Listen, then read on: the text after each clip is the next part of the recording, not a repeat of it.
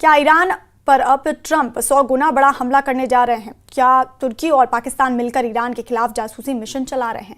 ये सवाल इसलिए उठ रहे हैं क्योंकि कुछ खुफिया रिपोर्ट्स में दावा किया गया है कि पाकिस्तान और तुर्की चाहते हैं कि किसी तरह से ईरान का यूरेनियम तबाह हो जाए और खामनेई का शासन भी ईरान में खत्म हो जाए। इसी लालच में पाकिस्तान और तुर्की अमेरिका के जरिए इजराइल की मदद कर रहे हैं।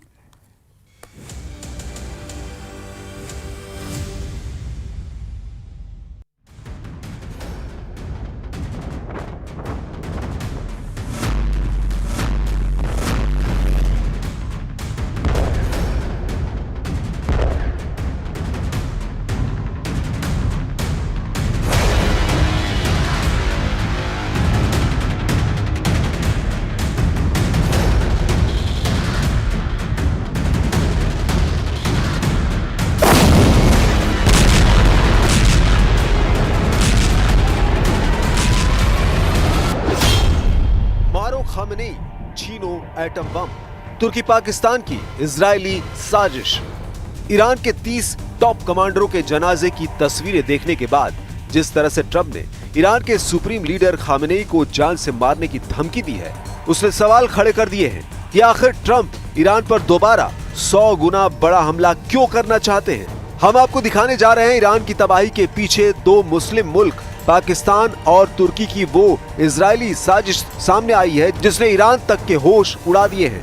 खबरों में दावा किया गया है कि ईरान पर अमेरिका के सटीक हमले और टॉप ईरान कमांडरों और परमाणु वैज्ञानिकों की हत्या के पीछे कहीं न कहीं पाकिस्तान और तुर्की की खुफिया एजेंसी भी शामिल है। दावा किया जा रहा है कि पाकिस्तान और तुर्की दोनों ही ईरान की तबाही से खुश हैं, क्योंकि अगर ईरान एटम बम बना लेता है तो मुस्लिम मुल्कों में पाकिस्तान की एटमी शक्ति की धाक खत्म हो जाती है, जबकि मुस्लिम मुल्कों का खलीफा बनने का ख्वाब देखने वाले तुर्की को ईरान की तबाही से खुद को खलीफा साबित करने का मौका मिल गया है। लेकिन पाकिस्तान और तुर्की दोनों को ईरान की तबाही की अभी अधूरी खुशी मिली है।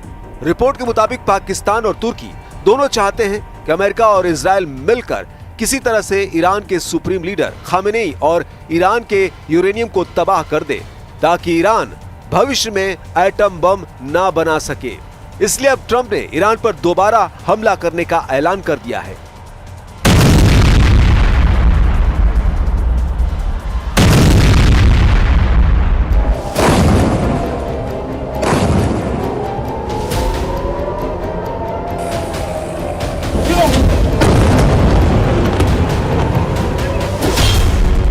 ईरान पर 100 गुना बड़ा हमले को तैयार ट्रंप।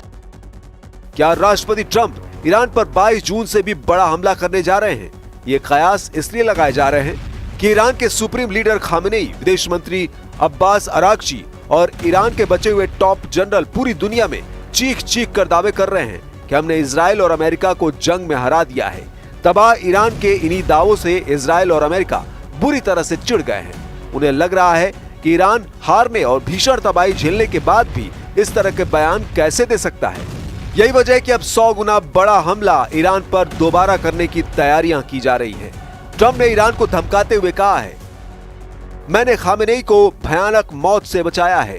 ईरान के supreme leader Ayatollah Ali Khamenei जीत के झूठे दावे कर रहे हैं। मैंने खामेनेई को एक भयानक और अपमानजनक मौत से बचाया। मुझे ये भी उम्मीद नहीं है कि वे मुझे इस तरह से शुक्रिया कहेंगे। अमेरिकी राष्ट्रपति ने दावा किया कि वो खामेनेई के ठिकाने से वाकिफ थे, लेकिन उन्होंने इजराइल और अमेरिकी सेना को उनकी हत्या से रोका, जिससे उनकी जान बच गई। उन्होंने आगे कहा, ईरान ग्लोबल सिस्टम में शामिल होने की जगह गुस्सा और दुश्मनी दिखा रहा है, जिसकी वजह से उनकी सेना, इकोनॉमी और भविष्य बर्बाद हो चुका है। I'm putting out a little statement. I'm going to respond to the Ayatollah's statement yesterday that we won the war. Oh God, we won the war. And I said, look, you're a man of great faith, a man who's highly respected in his country. You have to tell the truth. You got beat to hell. And Israel was beat up too. They were both beat up. And it was a great time to end it. It was quick.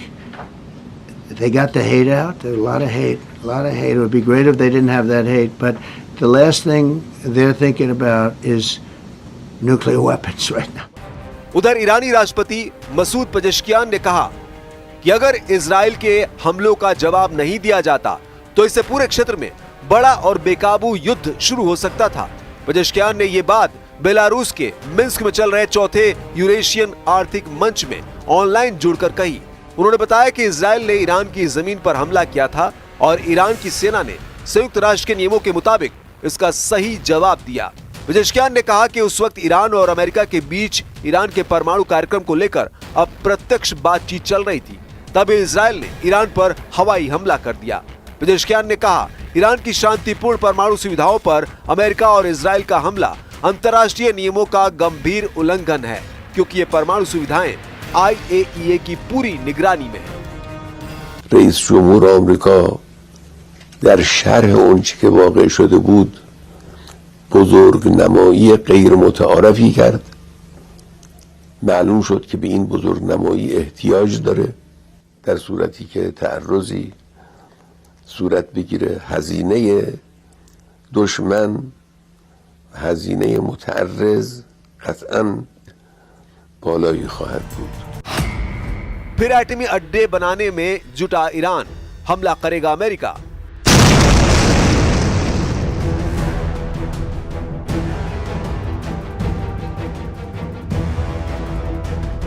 इधर Iran से भीषण हवाई हमलों के बाद अब पहली बार सामने आए सैटेलाइट इमेज बता रही हैं कि ईरान ने अपने अंडरग्राउंड परमाणु ठिकानों से मलबा हटाना शुरू कर दिया है।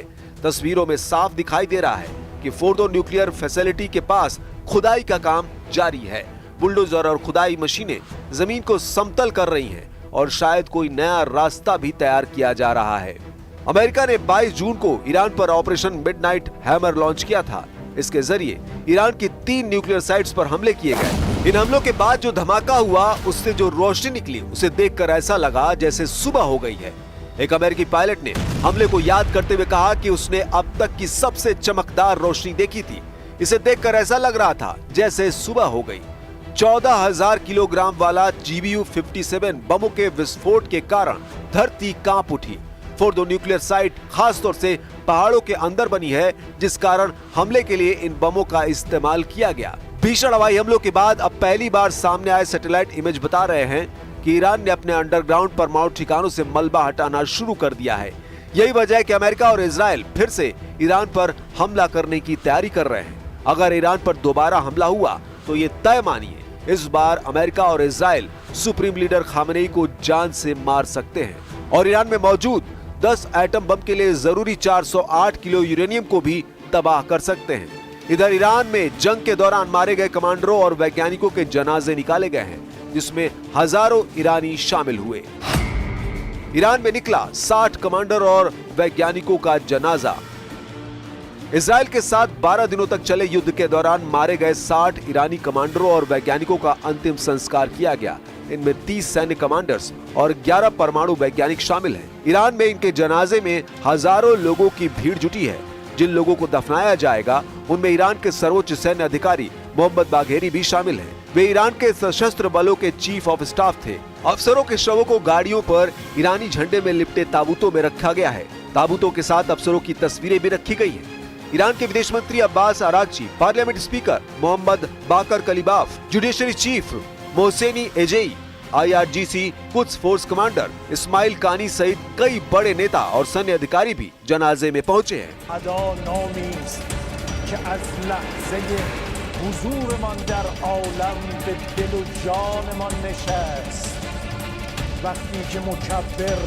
نام بلند خداوند را اومدیم به دشمنم بگیم که ما همه با هم هستیم و این کشور رو تنها نمیذاریم و هیچ کدوممون پشت کشورمون رو خالی نخواهیم. انشالله که باشه و جنگی جای دنیا نباشه، اما اگر پایبند نباشه حتما محکمتر از قبل سیلی خواهد کرد. مهمترین پیام ما برای حضورمون اینجا انتقامه. ما انتقام خون شهدامون رو می‌خوایم. ईरान इजराइल युद्ध से जुड़े एक्सपर्ट्स का मानना है कि जब तक इजराइल और अमेरिका खामेनेई को मार नहीं पाएंगे तब तक ईरान को घुटनों पर ला नहीं पाएंगे। 86 साल के खामेनेई ईरान में पिछले 36 सालों से एक छत्र शासन कर रहे हैं और युद्ध के दौरान ईरान में किसी भी संगठन या ग्रुप ने उनके खिलाफ बगावत नहीं की है। इजराइल और ईरान को सबसे बड़ा डर यह है कि अगर खामेनेई को नहीं मारा तो खामनेई अपने बचे हुए परमाणु वैज्ञानिकों को एटम बम बनाने का आदेश दे सकते हैं।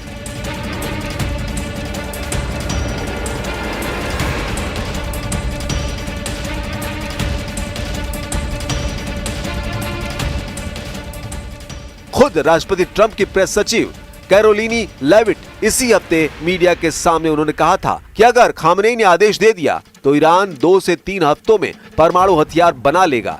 इसलिए एक्सपर्ट्स दावा कर रहे हैं कि 12 दिन की जंग के बाद इसीलिए सीज फायर किया गया है ताकि खामनेई पर फोकस कर उन्हें मारा जा सके।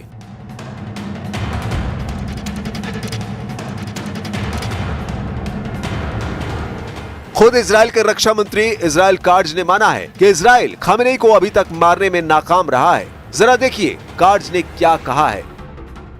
इजराइल के रक्षा मंत्री इजराइल काट्ज ने कहा कि इजराइल ईरान के supreme leader Ayatollah Ali Khamenei को खत्म करना चाहता था। काट्ज ने चैनल 13 के साथ एक इंटरव्यू में कहा, अगर खामनेई हमारी पहुंच में होते तो हम उन्हें मार गिराते। काट्ज ने यह भी कहा, इजराइल खामनेई को खत्म करना चाहता था लेकिन ऐसा करने का कोई मौका नहीं था। काट्ज से जब पूछा गया कि क्या इजराइल ने अमेरिका से इसकी इजाजत मांगी थी, उन्होंने जवाब दिया, हमें इन चीजों के लिए किसी की इजाजत की जरूरत नहीं है। अमेरिका के जनरल डैन केन, अमेरिका के जॉइंट चीफ ऑफ स्टाफ के चेयरमैन ने कहा, हमारे पायलटों को मिशन पर भेजते वक्त हमने नहीं बताया कि वे लौट कर आएंगे भी या नहीं। फोर्दो वो न्यूक्लियर साइट है जिसे ईरान ने खास तौर पर पहाड़ों के भीतर बनवाया था ताकि किसी भी बाहरी हमले से बच सके। यही कारण है कि यह साइट इजरायली मिसाइलों की पहुंच से भी बाहर थी, लेकिन अमेरिका ने स्पेशली डिजाइन किए गए बंकर बस्टर बमों से इसे भेद दिया। ईरान दावा कर रहा है कि उसे इस हमले में बहुत ज्यादा नुकसान नहीं हुआ है। वहीं अमेरिका कह रहा है कि ईरान की न्यूक्लियर साइट तबाह हुई है। लेकिन अब देखना होगा कि अमेरिका ईरान पर फिर हमला करता है या नहीं।